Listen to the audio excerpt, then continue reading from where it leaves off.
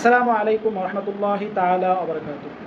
কেমন আছেন বন্ধুরা? আশা করি অনেক ভালো আছেন। আপনাদের ভালোবাসায় আল্লাহর রহমতে আমিও অনেক ভালো আছি আলহামদুলিল্লাহ।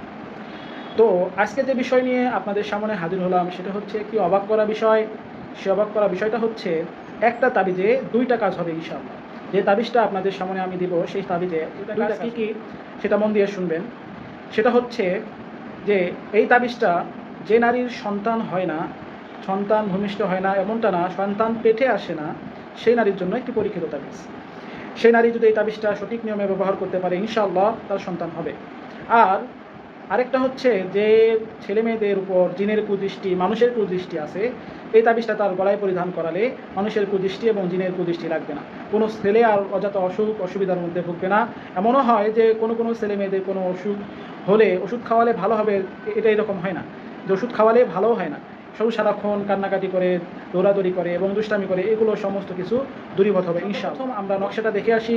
নকশাটা দেখার পর আপনাদেরকে আমি নিয়ম ও কানুন বলে দেবো ইনশাআল্লাহ। তো চলুন নকশাটা দেখি। লাল দাগ যেখান থেকে আছে ওই দুইটা নকশা আর কি একসাথে লিখতে হবে। এই নকশাটি আপনারা কি করবেন? সর্বপ্রথম নকশাটি আপনারা পাক পবিত্র অবস্থায় ঈশার নামাজ পড়ে ওই জায়নামাজে বসে নকশাটা আপনারা অঙ্কন করবেন।